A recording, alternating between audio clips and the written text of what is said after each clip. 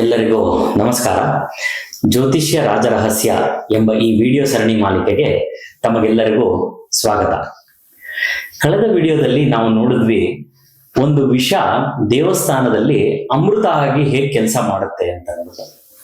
ಅದರ ಮುಂದುವರೆದ ಭಾಗವಾಗಿ ನಾನು ತುಂಬಾ ಸೂಕ್ಷ್ಮವಾಗಿ ಕಳೆದ ವಿಡಿಯೋದಲ್ಲಿ ಹೇಳಿದ್ದೆ. ಅದನ್ನ ಇನ್ನೂ ವಿಸ್ತಾರ ಮಾಡಿ ಈ ವಿಡಿಯೋದಲ್ಲಿ ಮಾತಾಡ್ತಾ ಹೋಗ್ತೇನೆ. ಒಂದು ದೇವಾಲಯ ತನ್ನಲ್ಲಿ ಪಂಚಭೂತ ಶಕ್ತಿಗಳನ್ನ ಅಡಗಿಸಿಕೊಂಡಿದೆ. ಆ ಪಂಚಭೂತ ಶಕ್ತಿಗಳ ಜೊತೆಗೆ ಈ ನವ ಪಾಷಾಣಗಳು ಅಂತ ಏನ್ ಹೇಳಿದ್ದೆ ನಾನು, ಅದನ್ನೂ ಸಹ ದೇವಾಲಯದ ಗರ್ಭಗುಡಿ ಅಥವಾ ದೇವರ ಮೂರ್ತಿ ಅಂತ ನಾವೇನ್ ಹೇಳ್ತೀವಿ ಅದ್ರ ಕೆಳಗೆ ಹಾಕಿ ನಮಗೆ ನಮ್ಮ ಪೂರ್ವಜರು ನಮ್ಮಲ್ಲಿರೋ ನ್ಯೂನತೆಗಳನ್ನ ಸರಿ ಮಾಡುವಂತಹ ಶಕ್ತಿಗಳನ್ನ ಆ ದೇವಾಲಯದಲ್ಲಿ ಹಾಕಿ ಕೊಟ್ಟಿದ್ದಾರೆ ಅನ್ನೋದನ್ನ ನಾವು ಸೂಕ್ಷ್ಮವಾಗಿ ನೋಡಿದ್ವಿ. ಪೂರ್ವಜರು ನಮಗೆ ಪರಿಹಾರ ರೂಪವಾಗಿ ಏನೇನನ್ನು ಕೊಟ್ಟಿದ್ರು, ಸಾಕಷ್ಟು ರೀತಿ ಪರಿಹಾರ ರೂಪ ನಮ್ಮ ಪೂರ್ವಜರು ನಮಗೆ ಕೊಟ್ಟಿದ್ದಾರೆ. ಅದು ಹೋಮದ ರೀತಿಯಲ್ಲಾಗಿರ್ಬೋದು, ಪಾರಾಯಣಗಳ ರೀತಿಯಲ್ಲಾಗಿರ್ಬೋದು, ಅಥವಾ ಶಾಂತಿ ಮಾಡಿಸುವಂಥದ್ದು, ಗೃಹ ಶಾಂತಿ ಮಾಡಿಸುವಂಥದ್ದಾಗಿರ್ಬೋದು, ಇದನ್ನೆಲ್ಲದನ್ನು ನಮ್ಮ ಪೂರ್ವಜರು ನಮಗೆ ಹಾಕಿಕೊಟ್ಟಿದ್ದಾರೆ.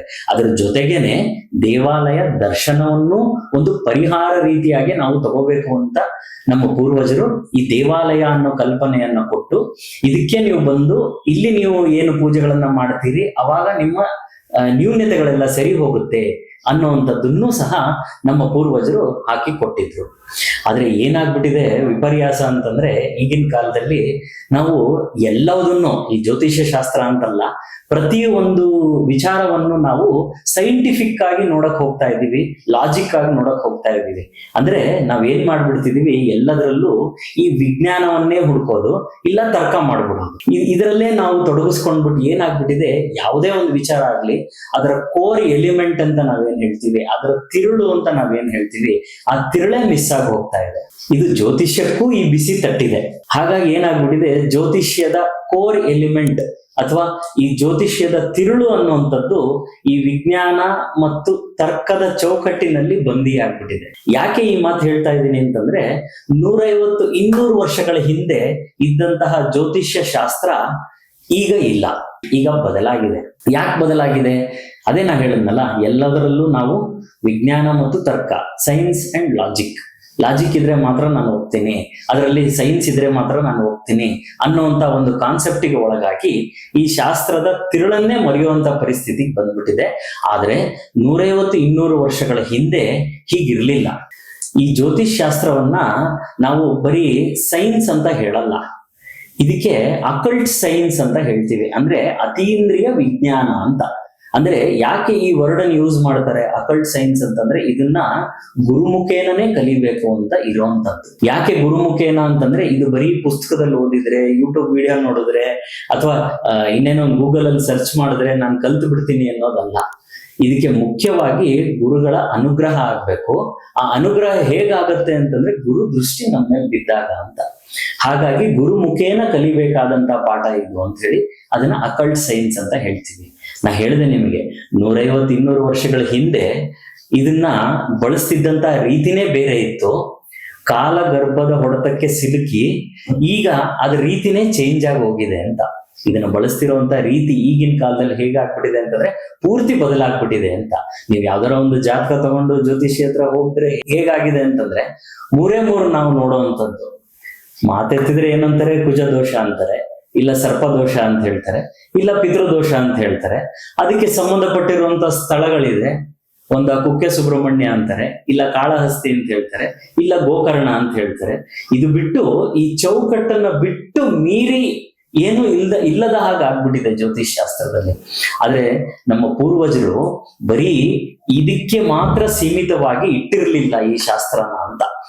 ನಾ ಯಾಕೆ ಈ ಮಾತು ಹೇಳ್ತಿದ್ದೀನಿ ಅಂತಂದ್ರೆ, ಸಾಕಷ್ಟು ದೇವಸ್ಥಾನಗಳನ್ನ ಯಾಕೆ ಕಟ್ಟಿಸಿ ಬಿಟ್ಟಿದ್ರು ನಮ್ಮ ಪೂರ್ವಜರು ಅಂತಂದ್ರೆ, ಬರೀ ಇದಕ್ ಮಾತ್ರ ಸೀಮಿತ ಅಲ್ಲ, ಪರಿಹಾರ ರೂಪದಲ್ಲಿ ನೀವು ಬರೀ ಇಷ್ಟನ್ನೇ ಮಾಡಿದ್ರೆ ಅಲ್ಲ, ದೇವಸ್ಥಾನಕ್ಕೆ ಬಂದು ದೇವಸ್ಥಾನದಲ್ಲಿ ಪೂಜೆ ಸಲ್ಲಿಸುವುದು ಒಂದು ಪರಿಹಾರ, ಅಲ್ಲಿ ದೇವಸ್ಥಾನದಲ್ಲಿ ನಾನು ಟೈಮ್ ಸ್ಪೆಂಡ್ ಮಾಡೋದು ಒಂದು ಪರಿಹಾರ ಅನ್ನುವಂಥದ್ದನ್ನ ನಮ್ಮ ಪೂರ್ವಜರು ಅವಾಗ್ಲೇ ಮನಗಂಡು ಅಂತಂತ ದೇವಸ್ಥಾನಗಳಲ್ಲಿ ನಾನು ಕಳೆದ ವಿಡಿಯೋದಲ್ಲಿ ಹೇಳಿದ ಹಾಗೆ ಅಂತಂತ ಪಾಷಾಣಗಳನ್ನ ಹಾಕಿಟ್ಟು ನಮ್ಮಲ್ಲಿರುವಂತಹ ನ್ಯೂನತೆಗಳನ್ನ ತೆಗೆಯುವಂತಹ ಎಲ್ಲಾ ಕೆಲಸಗಳನ್ನ ಅವರು ಮಾಡಿದ್ರು. ಅದನ್ನ ಸದುಪಯೋಗ ಪಡಿಸ್ಕೋಬೇಕಷ್ಟೇ. ಈಗ ಏನಾಗಿದೆ, ಕಾಲಗರ್ಭದಲ್ಲಿ ಈ ಪೂರ್ವಜರು ಹಾಕೊಟ್ಟಿದ್ರು ಆ ನಿಲುವನ್ನ ದಾಟಿ ಎಲ್ಲ ವಿಜ್ಞಾನ ರೂಪದಲ್ಲಿ ಮತ್ತು ತರ್ಕ ರೂಪದಲ್ಲಿ ಬಂದು ಈ ಇದ್ದಂತ ದೃಷ್ಟಿಕೋನನೇ ಚೇಂಜ್ ಆಗ್ಬಿಟ್ಟಿದೆ. ಅದಕ್ಕೆ ಅಸ್ಟ್ರಾಲಜಿ ಆಗ್ಬಿಟ್ಟಿದೆ. ಅಂದ್ರೆ ಲಾಜಿಕಲಿ ನಾನು ನೋಡುವಂತ ಶಾಸ್ತ್ರ ಆಗ್ಬಿಟ್ಟಿದೆ. ಆದ್ರೆ ಇದನ್ನ ಲಾಜಿಕಲಿ ನೋಡುವಂತದ್ದಲ್ಲ, ಇದು ಅಕಲ್ಟ್ ಸೈನ್ಸ್ ಆಗಿ ನಾವು ನೋಡ್ಬೇಕು. ಅತೀಂದ್ರಿಯವಾಗಿ ನೋಡಿದಾಗ ನಮಗೆ ಬರೀ ಈ ಪರಿಹಾರಗಳ ಆಚೆ ಇದರ ಶಕ್ತಿ ಬೇರೆನೆ ಇದೆ ಅನ್ನೋದನ್ನ ನಾವು ತಿಳ್ಕೋಬಹುದು. ಯಾಕೆ ಈ ಮಾತು ಹೇಳ್ತೀನಿ ಅಂತಂದ್ರೆ, ಮಾನವ ಪ್ರಕೃತಿ ಜೊತೆ ತುಂಬಾ ಚೆನ್ನಾಗಿ ಬೆರೆತಿದ್ದ. ಆದ್ರೆ ಇವತ್ತು ಹೇಗಾಗಿದೆ ಅಂತಂದ್ರೆ, ನಮಗ್ ಪಕ್ಕದ ಮನೆಯವ್ರನ್ನ ಮಾತಾಡ್ಸಕ್ಕೂ ನಮಗ್ ಟೈಮ್ ಇಲ್ಲ.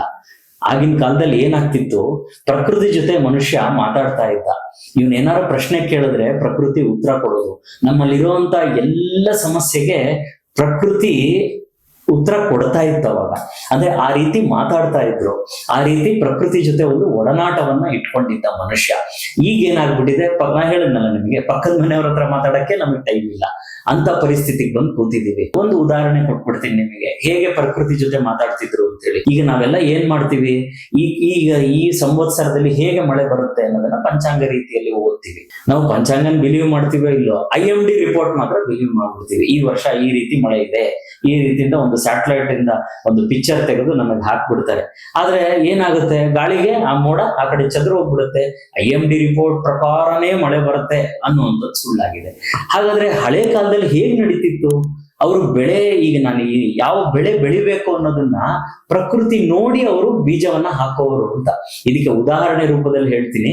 ಯಾವುದೇ ಒಂದು ಸಂವತ್ಸರದಲ್ಲಿ ಮಳೆಗಾಲ ಶುರುವಾಗ್ತಿದೆ ಅಂತಂದಾಗ ಏನ್ ಮಾಡೋರು, ಹಕ್ಕಿಗಳು ಕಟ್ಟುವಂತ ಗೂಡಿನ ಮೇಲೆ ಈ ವರ್ಷ ನಾನು ಯಾವ ಬೆಳೆ ಹಾಕ್ಬೇಕು ಅಂತ ಅಂದ್ಬಿಟ್ಟು ಅವರು ಯೋಚನೆ ಮಾಡಿ ಅಂತ ಬೆಳೆಗಳನ್ನ ಹಾಕೋರು. ಆಶ್ಚರ್ಯ ಆಯ್ತಲ್ವಾ? ಹೌದು, ಹಕ್ಕಿಗಳು ಕಟ್ಟುವಂತ ಗೂಡಿನ ಮೇಲೆ ಏನ್ ಮಾಡೋರು, ಹೋಗ್ಬಿಟ್ಟು ಮರನ ನೋಡೋರು. ಹಕ್ಕಿಗಳು ಏನಾದ್ರೂ ಗೂಡನ್ನ ಏನು ತುದೀಲ್ ಕಟ್ಟಿತ್ತು ಅಂತಂದ್ರೆ ಈ ವರ್ಷ ಮಳೆ ಇಲ್ಲಪ್ಪ, ಹಾಗಾಗಿ ಮಳೆ ನೀರು ಇಲ್ಲದೆ, ಅಂದ್ರೆ ಕಡಿಮೆ ಮಳೆ ನೀರಿನಲ್ಲಿ ಬೆಳೆಯಬಹುದಾದಂತಹ ಬೆಳೆಗಳನ್ನ ಹಾಕಿ ಫಸಲನ್ನ ತೆಗಿತಾ ಇದ್ರು.